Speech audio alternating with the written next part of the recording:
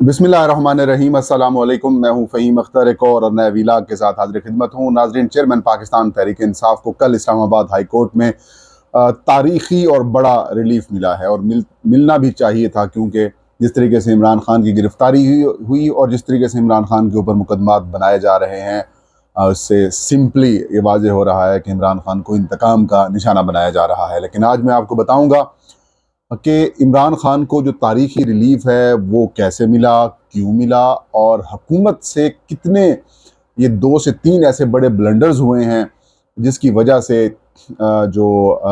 अदालत के अंदर वो एक बड़ी कानूनी जंग हारे हैं और हुकूमत मजबूर हो गई है अब कि वो सुप्रीम कोर्ट ऑफ पाकिस्तान के ख़िलाफ़ एहतजाज करे। और कौन से ऐसे 2 बड़े ब्लंडर्स थे जिन्हें मैं समझता हूँ कि उसकी वजह से जो हुकूमत है वो हारी है, और कौन सी ऐसी मिसकैलकुलेशन है कि जो एक बड़ी यकीन दहानी कराई गई थी इस्लामाबाद हाई कोर्ट को मैनेज कर लेंगे, और उसके बाद आपने देखा जिस तरीके से चीखें हुकूमत की निकली हैं वो आप सबके सामने है, कैसे वो केस आ रहे हैं। चेयरमैन पाकिस्तान तहरीक इंसाफ इमरान खान नैब की 1 रात की कस्टडी, बल्कि यूं कहें कि 2 रात की कस्टडी के बाद अपने घर ज़मान पार्क लाहौर में बखैरियत पहुंच चुके हैं। और कल रात को एक तमाशा मचाया गया इस्लामाबाद हाई कोर्ट के अंदर, जब इमरान खान साहब की ज़मानतें हो गई तो उसके बाद पुलिस की जानिब से बारहा ये कहा गया, इमरान खान को डराया गया, इमरान खान को मतलब पजल करने की कोशिश की गई, टेंशन देने की कोशिश की गई और ये कहा गया कि हालात ख़राब हैं, आपकी सिक्योरिटी क्लियरेंस नहीं है, आपकी जान को ख़तरा है, सुप्रीम कोर्ट हमें ज़िम्मेदार करार दे चुकी है। और फायरिंग भी के वाक़यात भी हुई है इस्लामाबाद हाई कोर्ट के अतराफ़ में, और ये बताया जा रहा है कि वो तहरीक इंसाफ के लोगों ने किए, लेकिन तहरीक इंसाफ वाले कह रहे हैं हमने नहीं किए, और इल्ज़ाम पुलिस की तरफ जा रहा है और पुलिस इसको डिनाई कर रही है। हकीकत क्या है ये अल्लाह बेहतर जानता है, लेकिन प्लान यही था कि चेयरमैन पाकिस्तान तहरीक इंसाफ इमरान खान को परेशान करना है, उनको रोकना है। फिर इमरान खान साहब की जब जमानतें हो गई तो इमरान खान साहब सीधे हो गए, उन्होंने कहा कि ये तो नहीं चलेगा, 15 मिनट के अंदर अगर रास्ते नहीं खुलवाए गए तो फिर उसके बाद उन्होंने अल्टीमेटम दिया कि फिर उसके बाद जो होगा वो आपके कंट्रोल में और मेरे कंट्रोल में भी शायद ना रहे। और इस्लामाबाद और रावलपिंडी की जो तहरीक इंसाफ की तंजीम और जो वर्कर्स हैं उनको हाई अलर्ट कर दिया गया। और उसके बाद हमने देखा कि आईजी पुलिस इस्लामाबाद पहुंचे, इमरान खान साहब से उन्होंने मुलाकात की, डीआईजी भी वहाँ पर मौजूद थे, उन्होंने भी इमरान खान से मुलाकात की। फिर ये प्लान किया गया कि पुलिस के स्क्वाड के अंदर बुलेट प्रूफ जो गाड़ी है उसके अंदर इमरान खान साहब को जो है वो मोटरवे टूल प्लाजा तक पहुँचाया जाएगा, और उसके बाद इमरान खान साहब अपनी गाड़ी और अपने कारकुनों के साथ जो है वह लाहौर की तरफ रवाना हो जाएंगे। वही हुआ। रात को फिर इमरान खान साहब तकरीबन 12 बजे या 12:15 बजे के करीब मोटरवे टोल प्लाजे पर पहुंचे, और रात गए जो है वो लाहौर पहुंचे, जहां पर इमरान खान साहब का एक फ़कीदुल मिसाल इस्तकबाल किया गया। अब वापस आते हैं इमरान खान को मिलने वाले तारीखी जो रिलीफ की और हुकूमती ब्लंडर्स की। नाज़रीन, एक बात तो जहन में रख लें कि हुकूमत के कई ऐसे वज़रा और लोग हैं जिनकी chief justice Islamabad high court justice Aamir Farooq साहब के साथ बहुत अच्छी है। कई दफ़ा जो कोर्ट रिपोर्टर्स हैं वो विटनेस हैं कि आज़म नज़ीर तारण हूँ या फिर अताउल्लाह तारण हूँ, इनको जिस तरीके से रिलीफ फराहम किया गया, इनको जिस तरीके से मतलब मामलात इनके साथ हुआ करते थे वो सबके सामने थे। और इन्होंने ये समझा हुआ था कि chief justice Islamabad high court जो हैं उनको हमने मैनेज किया हुआ है, इन्होंने भी और कंपनी ने भी ये समझा हुआ था कि हमने इनको मैनेज किया हुआ है, लिहाजा इमरान खान को हमने इधर से गिरफ्तार करना है और चीफ जस्टिस इस्लामाबाद रुकावट नहीं डालेंगे। और वही हुआ, वही हुआ। इमरान खान साहब डेयरी ब्रांच के अंदर मौजूद थे, उनको वहां से गिरफ्तार किया गया, जो कि इस्लामाबाद हाई कोर्ट का अदालती अहाता है। तशद्दुद किया गया, मारपीट की गई, वर्कर्स के ऊपर भी, जो इमरान खान के गार्ड्स थे उनके खिलाफ, उनके ऊपर भी तशद्दुद किया गया, इमरान खान साहब के ऊपर भी तशद्दुद किया गया। डेयरी ब्रांच के शीशे तोड़े गए, वहां पर तोड़ फोड़ की गई, और कल इस बात का भी इंकशाफ हुआ कि उस तोड़ फोड़ की जो सीसीटीवी फुटेज थी वो भी गायब है। फिर जजेस वाले गेट से इमरान खान साहब को वहां से रेंजर्स जो है वो अपनी कस्टडी में लेकर बाहर निकल गई, या उन्होंने नैब के सुपुर्द कर दिया।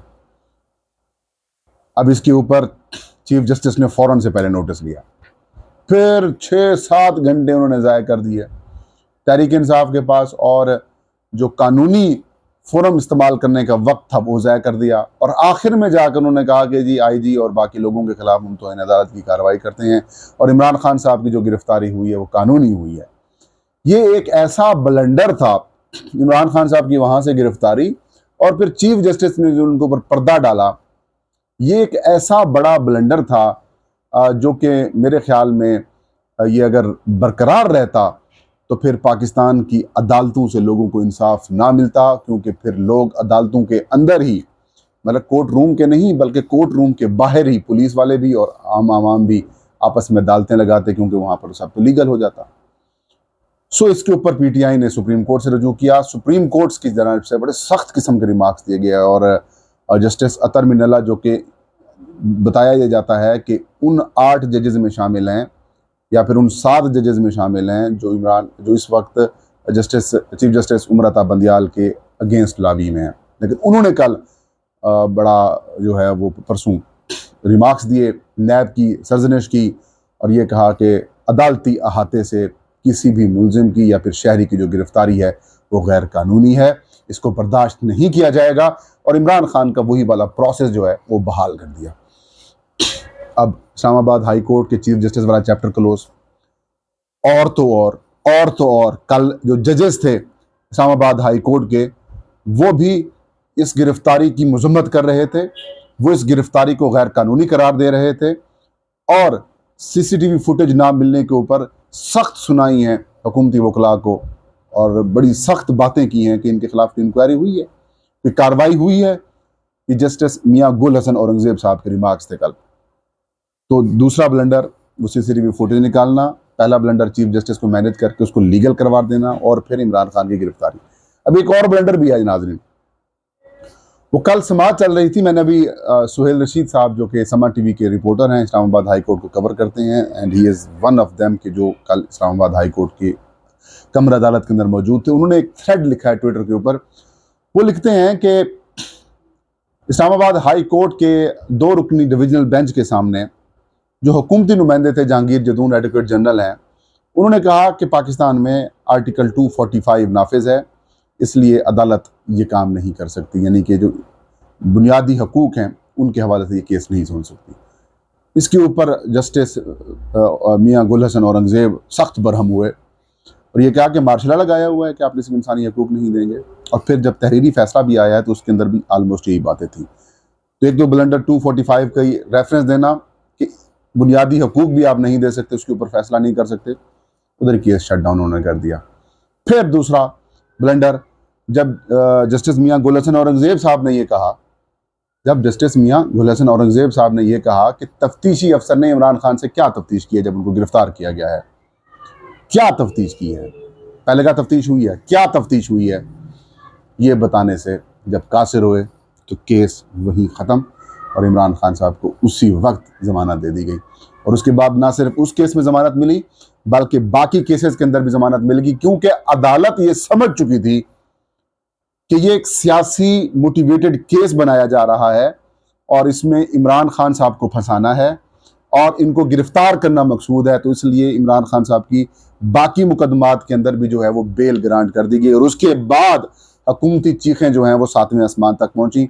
और उसके बाद जब इन्होंने समझा कि भाई हमसे तो ब्लंडर हो गया, हमने तो इस्लामाबाद हाई कोर्ट के चीफ जस्टिस को मैनेज किया हुआ था, अब तो नीचे जो जजेस हैं बाकी वो इनके अगेंस्ट हो चुके हैं, लिहाजा अब तो हमारी कहानी ख़त्म हो चुकी है, सुप्रीम कोर्ट से भी कहानी ख़त्म हो चुकी है।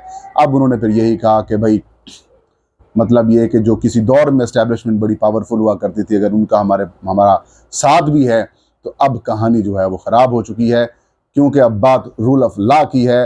रूल ऑफ लॉ के लिए ये अब 2023 चल रहा है, ये सोशल मीडिया डिजिटल मीडिया का दौर है, मेन स्ट्रीम मीडिया अखबारात का दौर नहीं है कि आप अपनी जो है वो बयानिया, अपनी जो पॉलिसीज़ हैं उनको लोगों के अंदर ज़बरदस्ती थोपेंगे।